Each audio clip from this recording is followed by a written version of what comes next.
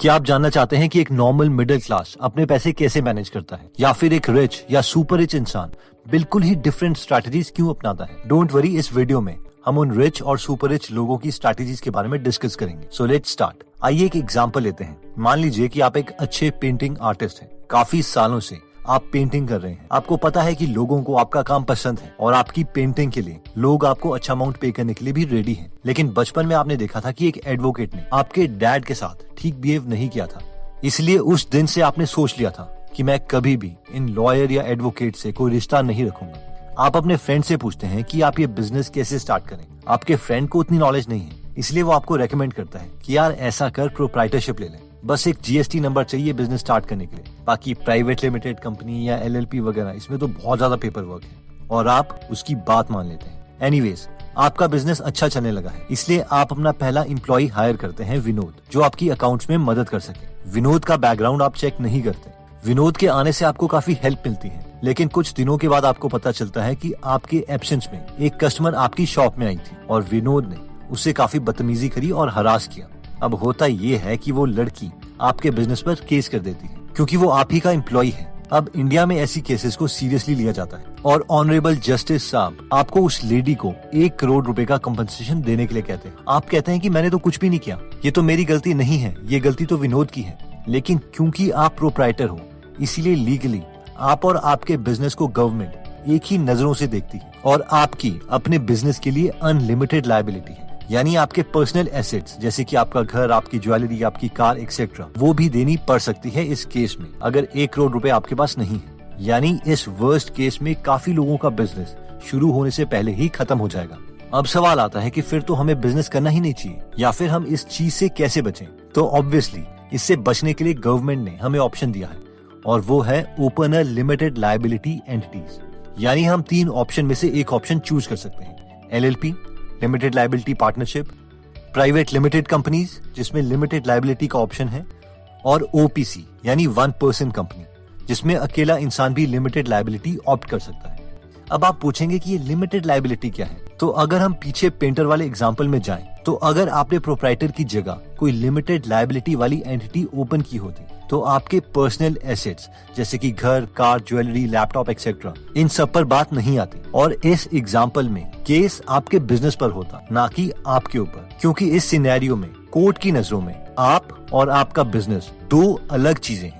यानी अगर आपने बिजनेस में 2 लाख रुपए इन्वेस्ट किए होते तो आपका मैक्सिमम लॉस 2 लाख रुपए का ही होता। अब इसमें और भी चीजें हैं, but I hope you got the idea. अब मेन सवाल आता है कि जो स्मार्ट और रिच की कैटेगरी में लोग आते हैं, वो कैसे अपना बिजनेस मैनेज करते हैं? Super rich owns company and company owns everything. यानी अमीर लोगों के नाम पर कंपनी है और कंपनी के नाम पर मैक्सिमम एसेट्स है। अब हम में से मैक्सिमम लोग ये सोचेंगे कि यार हमारे नाम पर कंपनी और कंपनी के नाम पे सब कुछ, ये तो एक ही बात होगी ना?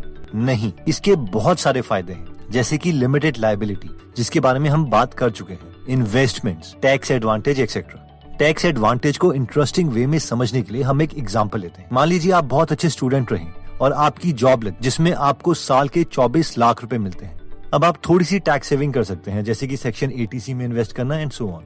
लेकिन फिर भी 20 से 21 लाख रुपए के करीब आपकी टैक्सेबल इनकम होगी, यानी इस इनकम पर टैक्स लगेगा। अब बात करते हैं आपके दोस्त की, जिसने कंपनी बनाई क्योंकि वो खुद का बिजनेस चला रहा था। वो और उसकी वाइफ दोनों उसी कंपनी में काम करते हैं, इसलिए वो उससे सैलरी भी विड्रॉ करते हैं। लेट्स से 5 लाख रुपए पर साल, यानी दोनों के मिला के 10 लाख रुपए पर साल की सैलरी है। अब क्योंकि ऑलमोस्ट 5 लाख तक हमें सैलरी इनकम पर टैक्स नहीं देना पड़ता, इसलिए वो अपने 10 लाख रुपए टैक्स से बचा सकते हैं। इसके अलावा वो बिजनेस के नाम पर ट्रैवल करते हैं, रेस्टोरेंट्स में खाना खाते हैं, कार के एक्सपेंसेस बिजनेस में दिखाए जाते हैं, अपनी कंपनी से अपने मेडिकल एक्सपेंसेस यूज करते हैं और अपने फैमिली के ही मेंबर्स को एम्प्लॉय रखा है जिन्हें सैलरी भी देते हैं। तो ये अपनी टैक्सेबल इनकम को बहुत कम अमाउंट पे लेके आ सकते हैं, इसलिए इनका टैक्स आपके कंपैरिजन में बहुत कम होगा।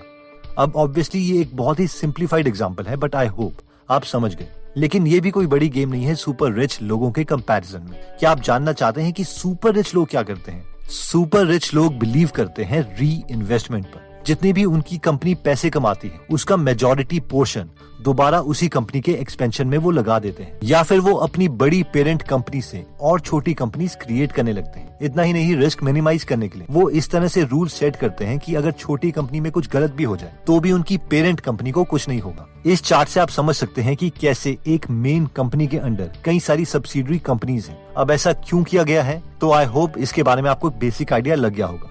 अब ऑब्वियसली ये सब हम लीगली बात करें।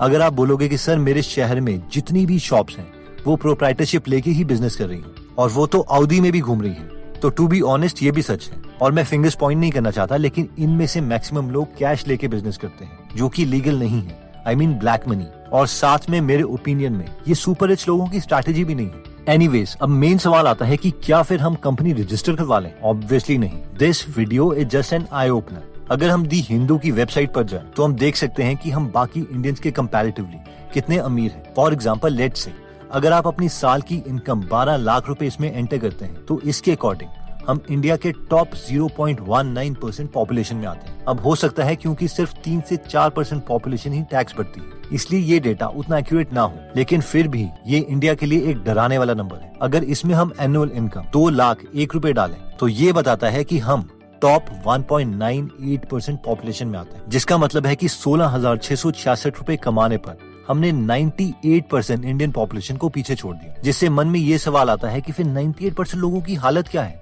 नेक्स्ट सवाल जो हमारे मन में आ सकता है वो ये है कि फिर हम स्टार्ट कहाँ से करें अगर हमारी मंथली सैलरी 20 से 25 हजार के आसपास है। तो अगर मेरी ये सिचुएशन हो और मुझे खुद को ये एडवाइस देनी हो, तो मैं कुछ इस तरीके की एडवाइस खुद को दूंगा कि अपनी सैलरी के 50 से 60% से ज्यादा मनी स्पेंड मत करिए। 25 से 30% सेविंग और बाकी इन्वेस्ट किया जा सकता है। और सबसे बड़ी इन्वेस्टमेंट अगर आप यंग हैं तो एजुकेशन में ही होनी चाहिए। मेरे ओपिनियन में, जो कि मेरा एक बहुत स्ट्रॉन्ग ओपिनियन है, वो ये है कि इस केस में मुझे प्रॉब्लम सैलरी का कम होना ही लगता है। ऑल्दो ऐसा नहीं है कि इस सैलरी में हम लाइफ नहीं गुजार सकते, फिर भी जो लोग इससे ज्यादा अर्न करना चाहते हैं उन्हें अपने फ्री टाइम में पूरी एनर्जी हाई इनकम स्किल्स को अचीव करने में लगानी पड़ेगी। अब आप में से मैक्सिमम लोग ये सोच रहे होंगे कि हाई इनकम स्किल्स है, तो कोई भी ऐसी स्किल जिसके बदले बेशक आपको टाइम एक्सचेंज करना पड़े, लेकिन आपको उसके बदले काफी अच्छा अमाउंट मिलना चाहिए। अब हम पूछेंगे कि कितना अमाउंट, तो ये फिक्स नहीं है, ये हम सब के लिए वेरी करता है। वैसे आप मुझसे हाई इनकम स्किल्स पूछेंगे तो मैं ऑनलाइन से रिलेटेड ही आंसर करूंगा, क्योंकि इसमें स्केलेबिलिटी ज्यादा है। बट जो मेरे लिए राइट इनकम स्किल है, हो सकता है आपकी पर्सनैलिटी के अकॉर्डिंग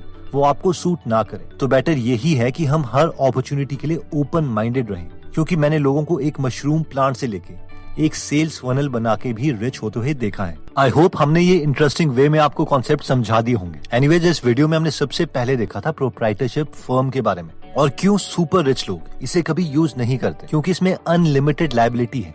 यानी ऑनरेबल कोर्ट की नजरों में आप और आपका बिजनेस एक ही है। तो अगर कल को कोई आपके बिजनेस पर केस करता है तो इसका मतलब ये हुआ, लेकिन प्राइवेट लिमिटेड और LLP एंटिटीज में ऐसा नहीं होता। इस बिजनेस एंटिटीज में आपकी लायबिलिटी लिमिटेड है, यानी जितना इन्वेस्ट किया है उतना ही रिस्क है। ऑब्वियसली इसमें कई एक्सेप्शंस भी हैं, but I hope you got the point. बाकी प्राइवेट लिमिटेड कंपनी में टैक्स एडवांटेज है और इन्वेस्टर्स प्रोप्राइटरशिप में नहीं बल्कि लिमिटेड कंपनीज में इन्वेस्ट करते हैं। इसके बाद हमने समझा था कि ये सब प्रोप्राइटरशिप फर्म्स या लिमिटेड लायबिलिटी कंपनीज खोलने का लॉजिक तभी बनता है जब हमारे पास कोई हाई इनकम स्किल हो, क्योंकि हमारी मैक्सिमम पॉपुलेशन बहुत ही कम अर्न करती है। इसलिए पहले हमें हाई इनकम स्किल सीखनी चाहिए। हाई इनकम स्किल्स हमें किसी भी फील्ड में मिल सकती हैं, इसलिए हमें अपने माइंड को ओपन रखना चाहिए, चाहे फिर वो एक मशरूम प्लांट हो या फिर एक सेल्स फनल। कोई हमारे आसपास ही कुछ ऐसा कर रहा होगा जिसे देख के हमें लग सकता है कि हाँ यार ये तो मैं भी कर सकता हूँ। तो टीवी और फोन में टाइम वेस्ट करने के बजाय हम उस स्किल को टाइम दे सकते हैं बिना अपना प्रेजेंट इनकम सोर्स कॉम्प्रोमाइज किए हुए। हाई इनकम स्किल्स के लिए आप डैन लॉक की बुक FU मनी भी पढ़ सकते हैं। एक और बात, एक हाई इनकम स्किल और हाई इनकम जॉब में डिफरेंस है। हाई इनकम स्किल का मतलब है कि इसमें स्केलेबिलिटी फैक्टर होगा, यानी फॉर एग्जांपल अगर आप एक मशरूम प्लांट खोलते हैं तो आप और मशरूम बैग्स उसमें ऐड कर सकते हैं और अपनी इनकम इंक्रीज कर सकते हैं।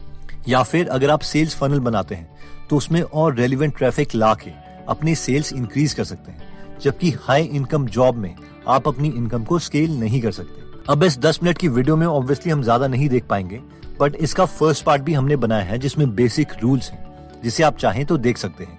इस वीडियो का लिंक हम डिस्क्रिप्शन में दे देंगे। दोस्तों, अगर आप भी 150 से ज्यादा बुक समरी सुनना चाहते हैं तो हमने गीगल एप्लीकेशन बनाई है, जहां पर money, biography, psychology, self improvement से रिलेटेड 130 से ज्यादा फ्री बुक समरीज अवेलेबल है। जो आप हिंदी में फ्री में सुन सकते हैं। इसमें मैं आपको रेकमेंड करूंगा कि आप parable of pipeline by Burke Hedges, E myth revisited by Michael Gerber, FU. Money by Dan Lok और rich dad poor dad by Robert Kiyosaki जरूर सुने। ये चारों समरीज एप्लीकेशन में फ्री हैं और हिंदी में अवेलेबल हैं। तो अगर आप इस एप्लीकेशन में इंटरेस्टेड हैं तो इसका लिंक हम डिस्क्रिप्शन में दे देंगे। एनीवेज दोस्तों, अगर आप ऐसी नॉलेजेबल वीडियोस मिस नहीं करना चाहते तो सब्सक्राइब करने के बाद बेल का बटन जरूर दबा दीजिए। आप कमेंट करके ये भी बता सकते हैं कि आप नेक्स्ट वीडियो किस टॉपिक पर चाहते हैं। जल्दी हम आपसे दोबारा मिलेंगे। जय हिंद।